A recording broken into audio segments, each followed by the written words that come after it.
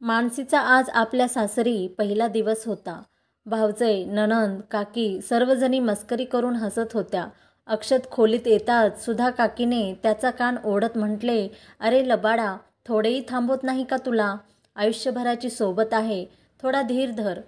मानसीने बघितले की सर्वजण थट्टा मस्करी करत होते. मात्र अक्षतची आई म्हणजे मानसीची सासू माधुरीच्या चेहऱ्यावर कुठलेच भाव नव्हते. महागडे कपडे आणि दागदागिने घालूनही ती अतिशय सर्वसाधारण दिसत होती. मानसी आणि अक्षतचे लग्न धूमधडाक्यात झाले होते. कुंदनहार आणि मोत्यांच्या रंगाच्या घागरा चोळीत मानसी अतिशय सुंदर दिसत होती, तर क्रीम रंगाच्या शेरवानीत अक्षतही देखणा दिसत होता. दुसऱ्या दिवशी दुपारपर्यंत संपूर्ण घर रिकामे झाले.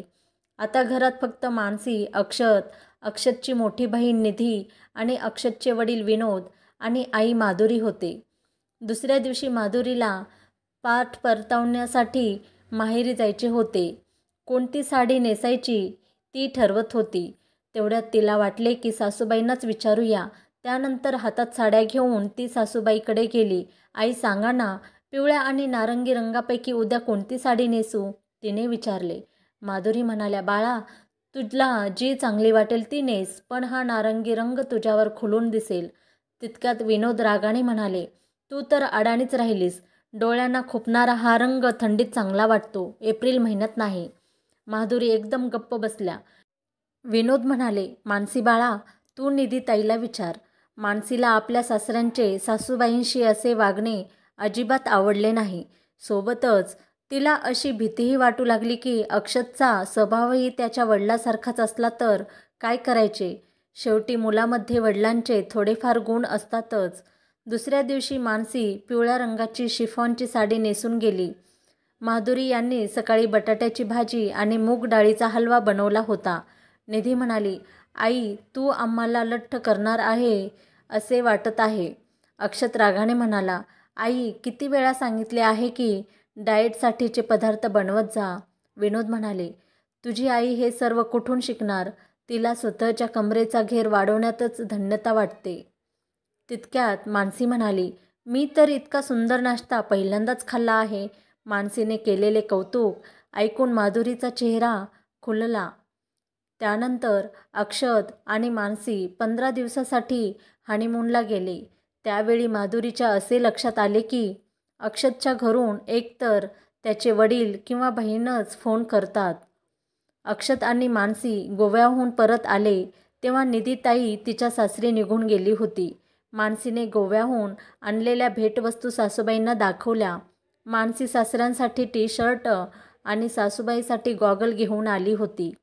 माधुरीसाठी आणलेल्या भेटवस्तू पाहून विनोद म्हणाले, "मानसी बाळा, हे काय घेऊन आलीस तू तुझ्या सासूबाईंसाठी?"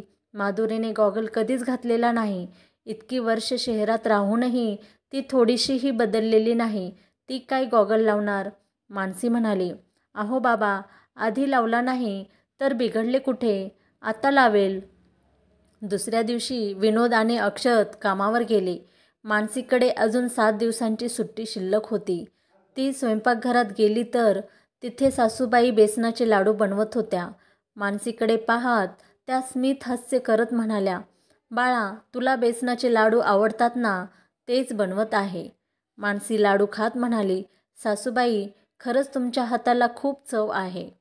माधुरी निराश होऊन म्हणाली, "बाळा, गेल्या 30 वर्षापासून जेवण बनवत आहे, त्यामुळे जेवण चांगलेच बनवता आले पाहिजे ना." मानसी म्हणाली, "आई, तुम्ही खरंच खूप चांगले जेवण बनवता.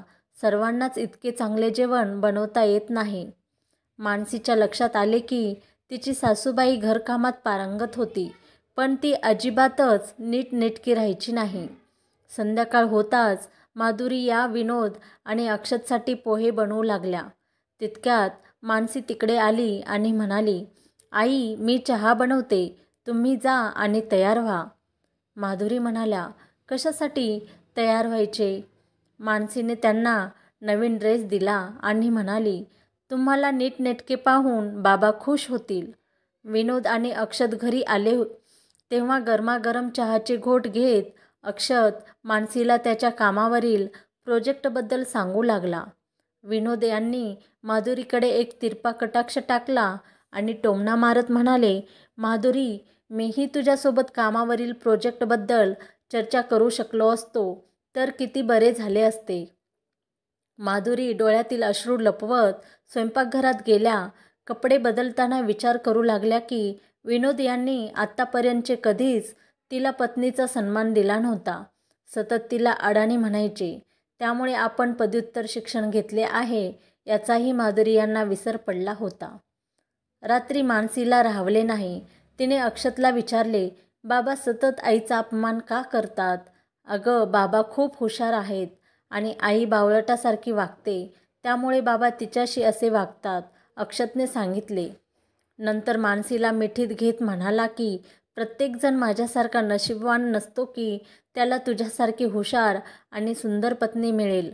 दुसऱ्या दिवशी जेव्हा माधुरी आणि मानसी एकट्या होत्या तेव्हा माधुरी म्हणाली, आई, तुम्हाला वाईट वाटणार नसेल तर एक विचारू का? तुम्ही बाबांची प्रत्येक गोष्ट का ऐकता? माधुरी म्हणाल्या, बाळा, मी तुझ्यासारखी हुशार आणि सुंदर नाही, शिवाय स्वतःच्या पायावर उभी नाही. मानसी म्हणाली, तुम्ही सुंदर दिसता, तुमचा बांधाही कमनीय आहे, फक्त चेहऱ्यावर स्मितहास्य ठेवायची गरज आहे. माधुरी म्हणाल्या, उगाच मस्करी करू नकोस. माझी सासू, नणंद, भावजय इतकेच नाही तर माझी मुलेही मला अडाणी समजतात. मानसी म्हणाली, आई, तुम्हाला असे वाटते कारण तुम्ही तसा विचार करता. तुम्ही जसा तुमच्याबद्दल विचार कराल तसाच दुसरेही करणार. रात्री जेवताना मानसीने विनोद यांना विचारले की बाबा, आपल्या आई खूप छान जेवण करतात, आपण त्यांना एखादा व्यवसाय सुरू करून दिला तर? विनोद हसत म्हणाले, बाळा, आजचे जग सादरीकरणाचे आहे. माधुरीसारखे जेवण तर कोणीही बनवू शकते. मार्केटिंग आणि इतर कामे कोण करणार? तुझी सासूबाई कोणाच्या पुढे साधे 2 शब्द बोलू शकत नाही. तिने आयुष्यभर काहीच केले नाही. मग आता 51 वर्षाच्या वयात काय करणार? दुसऱ्या दिवशी जेव्हा माधुरी स्वयंपाकघरात काम करत होती तेव्हा मानसीने व्यवसायासंदर्भातील सर्व आराखडा तयार केला.